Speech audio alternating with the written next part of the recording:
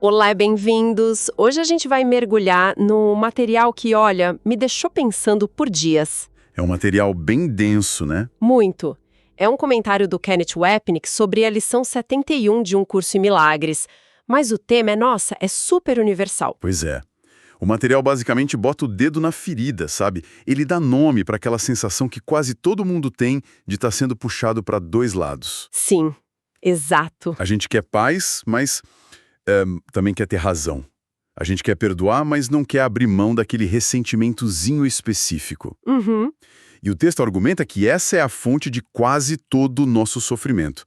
Tentar seguir, ao mesmo tempo, dois guias que apontam para direções totalmente opostas. Ok, vamos analisar isso então.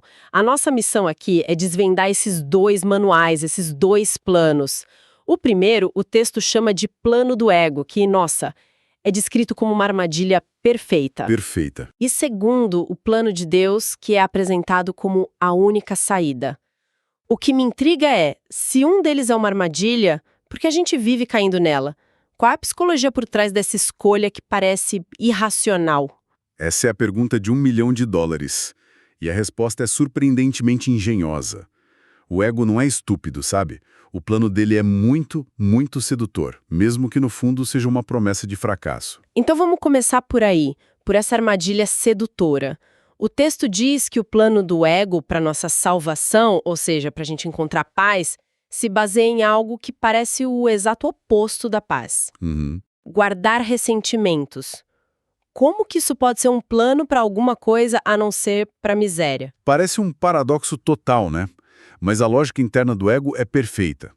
O pilar que sustenta tudo é a projeção. Projeção. A regra número 1 do ego é: o problema nunca está em mim. Nunca. Ele está sempre lá fora. A solução, portanto, também tem que vir de fora. Ah, claro. É aquele pensamento. Eu vou ter paz quando meu chefe me reconhecer, quando meus filhos se comportarem, quando a situação política mudar. A salvação é sempre um evento externo. Entendi. Então, o nosso trabalho, segundo esse manual, é ficar, escaneando o mundo o tempo todo para achar o culpado pela nossa falta de paz. Exato. O problema é a economia, o trânsito, é aquele parente que falou uma coisa atravessada no domingo. Exatamente. A mente vira uma detetive de culpas externas. E isso nos leva à máxima do ego que a fonte cita, que é genial e sombrio ao mesmo tempo. Busque, mas não ache. Uau! Busque, mas não ache. O plano é desenhado para que você nunca encontre a paz de verdade. Por quê? Porque no momento em que você a encontrasse, a busca acabaria. E a busca externa é o que te mantém distraído. Distraído do quê? De olhar para dentro. Ah, então é uma tática de distração. Enquanto eu estou ocupado ocupando o mundo, eu não preciso olhar para minha própria mente, para as minhas escolhas. É o truque de mágica perfeito. Olhe para esta mão aqui, para o mundo caótico cheio de gente errada, para que você não veja o que a outra mão está fazendo. E é na outra mão que a verdadeira decisão é tomada. Nossa. Para o ego, olhar para dentro é uma ameaça de morte, porque lá dentro existe o poder de escolher diferente, de abandonar o ressentimento. E um ego sem ressentimentos, sem culpa para projetar, ele simplesmente deixa de existir. É aqui que a coisa fica bem perturbadora. O texto aprofunda essa lógica da culpa com uma frase que me marcou muito. Lógica invertida do ego, alguém que não entra no jogo da culpa e do ataque, essa pessoa é a maior das ameaças. Nossa. O exemplo extremo que a fonte dá é o de Jesus. Para o sistema do ego, a completa ausência de culpa nele não era santidade, era uma arrogância insuportável. Uma blasfêmia que precisava ser eliminada. Porque ele expõe o jogo, né? Exatamente. Alguém que não joga o jogo expõe a insanidade do próprio jogo. Uau. E como isso se manifesta na nossa vida, que é bem menos dramática? Acontece o tempo todo. A fonte usa uma imagem muito forte. Diz que quando a gente guarda um ressentimento, a gente está segurando um retrato da sua crucificação na frente de outra pessoa. Que imagem. A gente está dizendo, Olha o que você fez comigo. Olha a minha dor. Ela é a prova da sua culpa e, portanto, da minha inocência. Usamos o nosso sofrimento como uma arma. E é isso que o curso chama de relacionamentos especiais. Exatamente isso. E vale clarificar que especial aqui não quer dizer maravilhoso. Certo. Significa um relacionamento que se torna especial porque a gente usa ele para um propósito secreto do ego. Provar que a fonte da nossa felicidade ou da nossa dor está na outra pessoa. Pode ser amor ou ódio, então? Tanto faz. Pode ser um amor especial onde a gente projeta a salvação. Você me completa. Ou um ódio especial, onde a gente projeta a culpa. Você arruinou a minha vida. Nos dois casos, o poder está lá fora, não em nós. É a regra de ouro do ego. Entendi. Então o plano do ego é uma caça ao tesouro externa desenhada para nunca ter fim, que nos mantém ocupados e nos sentindo vítimas inocentes. Perfeito. Se essa é a rua sem saída, qual é a alternativa? Para onde o outro manual aponta? O outro manual, segundo o texto, é radicalmente simples. Tão simples que a gente até desconfia. Ok. O plano é, se a salvação não está lá fora, ela só pode estar em um lugar, dentro. Na mente que escolhe, a solução é parar de procurar no mundo e olhar para o tomador de decisões interno. Apenas isso? Parece fácil demais. É aí que vem o porém. O porém que o comentarista destaca como sendo o ponto central de toda dificuldade. É preciso estar disposto a buscar a salvação apenas lá. Apenas. E esse apenas é um obstáculo gigantesco para nós. Porque a gente quer fazer um acordo, né? O texto fala muito sobre isso, que a salvação não é um acordo de nenhum tipo. Ele insiste que não dá para atacar um pouco e amar um pouco. Uhum. Mas, sendo sincera, atacar um pouco e amar um pouco parece uma descrição bem precisa da vida da maioria das pessoas. Isso não é um pouco radical demais? Um pouco tudo ou nada? É totalmente tudo ou nada. E essa natureza inflexível é, ao mesmo tempo, a maior força desse plano e o que o torna tão difícil para o ego aceitar. Porque o ego adora negociar. O ego é um mestre da negociação. Ele diz, ok, eu perdoo todo mundo, menos o meu ex-marido. Ele não merece. Ou então, eu quero paz, mas não vou abrir mão de estar certo sobre essa questão política. O ego vive no sim, mas. E o outro sistema de pensamento diz que esse mas invalida todo o sim. Exatamente. Porque, para esse sistema, a paz é total. Ela não pode coexistir com um único ressentimento, por menor que seja.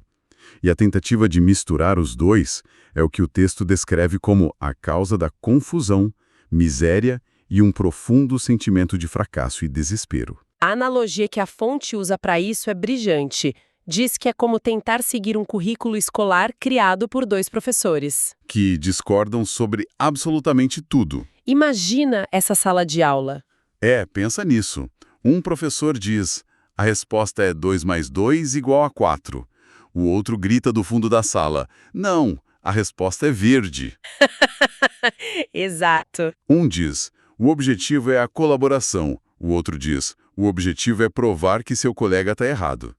Você, como aluna, ficaria completamente paralisada. E achando que eu sou uma péssima aprendiz. Isso. Mas o problema não é você. É o currículo que é impossível. É isso que a gente faz na nossa mente. Tenta aprender com esses dois professores ao mesmo tempo. Ok, essa divisão está muito clara. De um lado, o plano do ego, que é essa armadilha. Do outro, um plano que exige 100% de comprometimento. Mas aí, a gente chega na prática do dia a dia. Sim. Como se aplica isso? A lição propõe um exercício e é aí que o comentarista aponta para algo que, à primeira vista, parece uma contradição total. É uma virada muito interessante na análise. Espera um pouco, porque isso não faz sentido para mim. O texto passa um tempão explicando que a salvação está dentro, que o mundo externo é uma distração. Certo. E que não se deve buscar soluções específicas lá fora. E aí, a prática da lição diz pra gente perguntar a Deus: o que queres que eu faça, onde queres que eu vá? E isso é pedir uma direção específica, externa. Parece que o autor se contradiz completamente. O que está acontecendo aqui? A sua reação é exatamente o ponto que o Apnick, o comentarista, levanta. Ele diz que, se você lê outras partes do curso, fica claro que Deus, nesse sistema, não pensa em termos de palavras, de ir aqui ou fazer aquilo. Entendi. Pedir coisas específicas, na verdade, reforça a ideia do ego de que nos falta algo, de que precisamos de uma instrução externa para sermos salvos. Ele até chama isso de pedir para destruir. Pedir para destruir. Porque parte da premissa de que estamos quebrados e precisamos de um conserto que vem de fora. Então, volto à pergunta. Por que a lição faria isso? É um erro? Uma inconsistência? A explicação da fonte é sobre a pedagogia, a forma como o curso ensina. Ele se descreve como uma escada da oração. Uma escada da oração. A ideia é que ele não te joga direto no último degrau, onde a comunicação é puramente abstrata, sem palavras. Ele te encontra onde você está. Ah! E, para a maioria de nós, no primeiro degrau, a nossa ideia de oração, de Deus, é muito concreta, quase humana. A gente pensa num Deus que é uma espécie de figura parental sábia que ouve nossos pedidos e dá conselhos verbais. Ah, então a lição usa essa linguagem familiar para nos pegar pela mão, mesmo que a verdade final seja outra. Exatamente. É o que o texto chama de uma ilusão compassiva. Ela usa a forma com a qual estamos confortáveis, a oração, pedindo coisas como um veículo para nos levar a um conteúdo diferente. Entendi. O objetivo não é que a gente ouça uma voz literal dizendo vá para a esquerda ou aceite aquele emprego. O propósito das palavras é outro. Certo, então se a resposta que eu deveria esperar não são palavras, nem direções, o que é? O que acontece quando eu faço essa pergunta? A fonte é muito clara sobre isso. A resposta é uma experiência. Uma experiência? É a experiência da paz, do amor de Deus, que estava soterrada sobre os nossos ressentimentos. Ela não vem por causa das palavras que usamos, mas por causa da nossa disposição em ouvir, em fazer uma pausa no barulho do ego. Então ouvir aqui não é literal. Não. Ouvir significa simplesmente estar disposto a escolher contra o plano de ressentimentos do ego, nem que seja por um segundo. Então as palavras da oração são só uma ferramenta. São pretexto, uma ferramenta para te ajudar a aquietar a mente e dizer: por um instante eu não vou tentar resolver isso sozinho, eu não vou culpar ninguém, eu estou aberto a outra possibilidade. E isso é o que o curso chama de pequena disposição. Exatamente. Não precisa ser uma disposição perfeita ou constante, só um momento de sinceridade. A forma do pedido é secundária. O que importa é a intenção de se conectar com algo além do roteiro de culpas do ego. Isso muda tudo. O foco sai do conteúdo do pedido e vai para a intenção por trás dele. Fascinante. Ok. Vamos tentar amarrar as pontas aqui. A análise nos apresentou uma escolha muito nítida. De um lado, o plano do ego. Paz que foi deliberadamente desenhada para falhar. Para nos manter para sempre procurando e nos sentindo vítimas. Exato. E do outro lado, o que o texto chama de plano de Deus, Que é esse retorno inflexível, sem negociações, para a mente. A mente como o único lugar onde a paz pode ser encontrada. Uma escolha binária, sem meio termo, entre seguir o ressentimento ou escolher o perdão. Então o verdadeiro insight aqui, o que realmente muda o jogo, não é nem escolher o plano certo de cara. É simplesmente perceber que estamos o tempo todo tentando ler dois mapas que levam a lugares opostos. A maior parte do nosso cansaço mental vem dessa tentativa de dirigir para o norte e para o sul ao mesmo tempo. Perfeito. A consciência do conflito é o primeiro passo para sair dele. E isso me leva a um pensamento final para reflexão. Uma ideia radical que o comentarista extrai da lógica do curso. Manda. O material sugere que o universo físico, com todos os seus problemas, suas frustrações, não é um acidente. Ele foi Fabricado com um propósito. qual? Realizar o desejo secreto do ego de ter um palco onde a separação parecesse real e onde a gente pudesse projetar a nossa culpa. É uma ideia de explodir a cabeça essa. A de que o mundo é um cenário para o nosso drama de culpa. É imensa, mas vamos levá-la a sério só por um instante. Se isso for verdade, como essa perspectiva muda a forma como a gente vê as frustrações do dia a dia? Muda tudo. E se nada disso for um evento aleatório acontecendo para você, mas sim um adereço cuidadosamente selecionado por você para o drama que você mesmo escreveu. Um drama cujo objetivo é provar que a sua paz depende de algo ou alguém lá fora.